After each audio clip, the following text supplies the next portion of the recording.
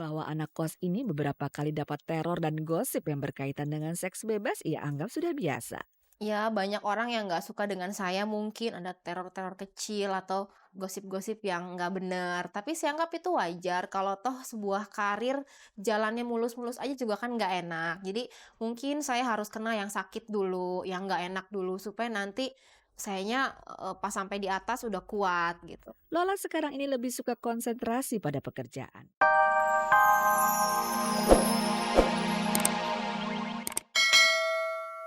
Pemirsa, tentu saja Anda masih bersama kami, kabar-kabari spesialis penyaji kabar-kabar seputar dunia artis, tokoh, dan hiburan. Mendatang ini akan saya tampilkan seorang aktris Lola Amaria.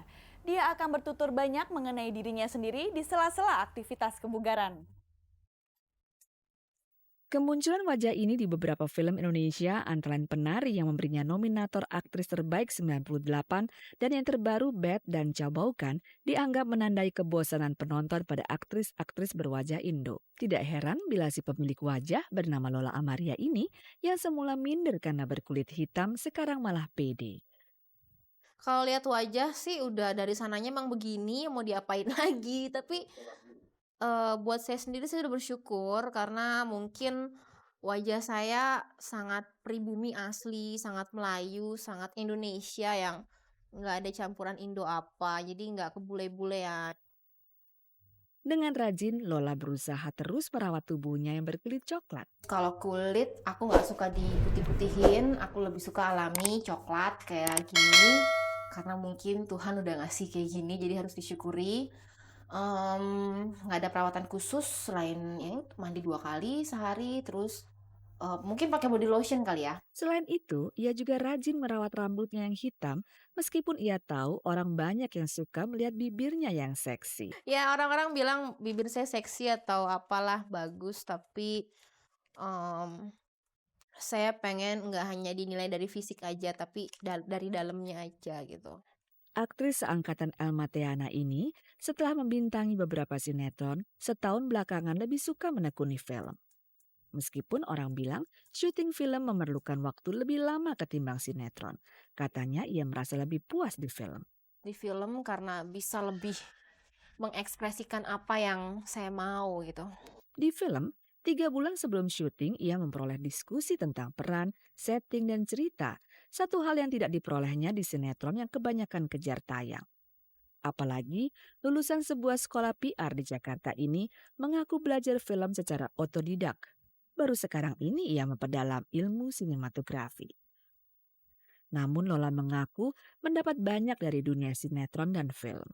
Ya udah banyak, bukan cuma materi, bukan cuma nama atau popularitas, tapi banyak hal-hal yang lebih penting kayak pengalaman, ilmu pengetahuan yang mungkin saya nggak bisa dapat di sekolah ya. Terus kalau mungkin saya nggak jadi pemain sinetron atau film, saya nggak akan ngalami gitu loh. Jadi sampai hal yang paling kecil, apalagi tentang budaya itu saya dapetin gitu.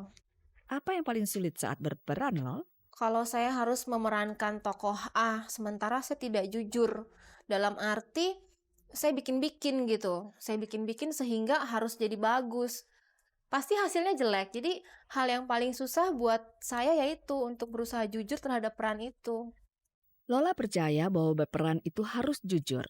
Itu sebabnya pengagum Christine Hakim ini yakin bakal menolak bila memperoleh tawaran main film seks. Saya akan menolak kalau ditawari film seks karena hati saya sendiri pasti saya nggak akan jujur untuk memainkan film itu. Jadi pasti nanti jadinya jelek. Sulung dari 4 bersaudara ini ingin meyakinkan masyarakat bahwa artis tidak selalu dapat dihubungkan dengan seks bebas dan narkoba. Mungkin karena dunia artis, jadi banyak kambing hitamnya. Sementara orang-orang yang bukan artis pun banyak yang berbuat hal seperti itu. Tetap berpulang kepada diri kita masing-masing bahwa eh, jaga diri aja. Bahwa anak kos ini beberapa kali dapat teror dan gosip yang berkaitan dengan seks bebas ia anggap sudah biasa. Ya, banyak orang yang nggak suka dengan saya mungkin ada teror-teror kecil atau gosip-gosip yang nggak benar. Tapi saya anggap itu wajar kalau toh sebuah karir jalannya mulus-mulus aja juga kan nggak enak. Jadi mungkin saya harus kena yang sakit dulu, yang nggak enak dulu supaya nanti sayanya pas sampai di atas udah kuat gitu. Lola sekarang ini lebih suka konsentrasi pada pekerjaan yang meliputi syuting, pemotretan, dan diskusi tentang film dengan rekan-rekan atau sutradaranya. Bahkan untuk nongkrong malam di kafe pun ia malas. Dan agar pekerjaannya tidak terganggu, ia punya syarat khusus untuk cowok yang kepingin jadi pendampingnya, yaitu harus cerdas dan mengerti akan profesi Lola. Tapi pacar yang paling benar, dia harus support, dia harus mengerti, dia harus saling mengisi. Kalau pacar yang sudah mulai mengatur-ngatur nggak jelas, yang udah mulai curiga berlebihan, khawatir segala macem, tinggalin aja. Memangnya kamu ingin jadi aktris seperti apa sih kok sampai bekerja keras begitu? Terus terang aku nggak punya target harus jadi artis seperti apa. Yang lebih indahnya lagi, aku hanya menjalani apa adanya. Kalau memang harus jalannya seperti ini ya terima. Jadi nggak ada target harus seperti si A, harus begini, harus begitu. Berarti kan nanti kalau target itu nggak tercapai, yang ada sakit hati dong. Malahan Lola punya obsesi jadi sutradara karena ingin membuat film tentang perempuan dan tentang masalah-masalah yang ada di sekitar kehidupan kita. Nggak muluk-muluk, mungkin film pendek 10 menit aja aku udah seneng banget. Pemirsa, Anda masih bersama Kabar-Kabari Minggu, sebuah tayangan yang kami rancang untuk Anda di mana saja dan sedang melakukan apa saja pada sore hari libur ini. Ada seorang seniman, atau lebih tepatnya budayawan yang bernama Yapi Tambayong. Kalau nama itu yang saya sebut, belum tentu Anda mengenalnya. Tapi kalau saya sebut Remy Silado, tentu Anda pernah mengenal nama itu. Yapi Tambayong memang nama asli dari Remy Silado yang sangat menggemari warna putih.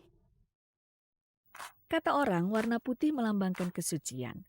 Tapi Remy Silado bilang, itu kan arti yang dicari-cari. Satu ketika bisa orang bikin bahwa hitam itu suci, kenapa enggak gitu tuh. Itu masalah perjanjian terhadap warna itu kan. Enggak percaya bahwa putih itu punya perjanjian warna seperti itu. Itu kan dibikin-bikin orang. Padahal warna putih sudah sejak 30 tahun yang lalu diakrabi oleh seniman yang antara lain terkenal dengan puisi Meling di tahun 70-an ini. Ya, tepatnya sejak SMP, Remy yang bernama asli Yapi Tambayong ini sudah sangat cinta dengan warna putih. Perhatiannya pada warna putih berawal dari sebuah hadiah kecil dari seorang teman.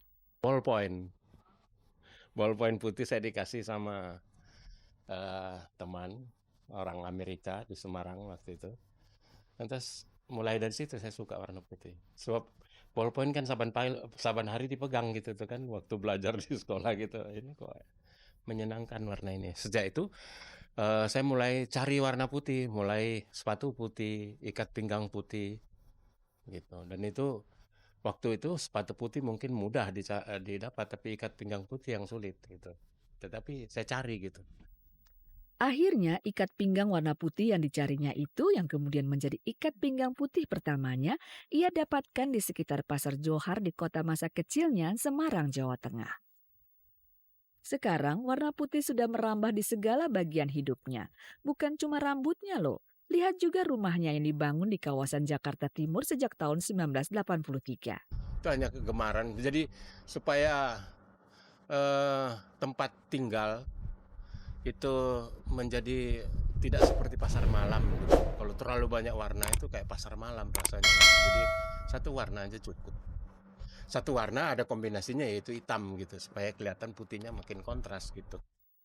Juga mobil jeepnya yang merupakan hasil pertama penjualan lukisannya. Menarik saja sebab putih di antara sekian banyak kelihatan menyolok gitu loh. Misalnya taruh sesuatu yang putih di pemandangan, misalnya di sawah atau di gunung, di hutan, putih itu langsung menonjol gitu.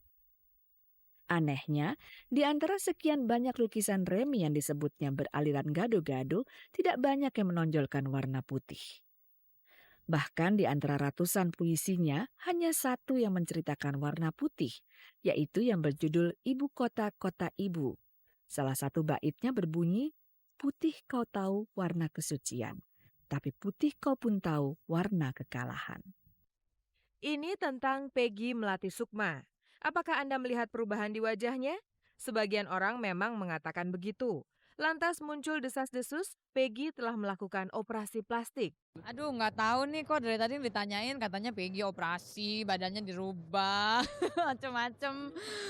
Nggak tahu deh. Peggy sendiri heran dari mana kabar itu berasal. Untungnya ia mempunyai pikiran jernih. Gini ya, aku tuh berpendapat bahwa setiap manusia tuh punya hak asasi untuk melakukan apa yang dia mau selama dia merasa mampu untuk mempertanggungjawabkan perbuatannya itu baik di dunia maupun di alam nanti yang kita nggak tahu ada di mana. Jadi kalau misalkan memang saya melakukan operasi dari wajah atau dari badan, saya akan bilang iya, bukan karena apa-apa, tapi karena itu adalah hak asasi saya untuk melakukan operasi itu gitu.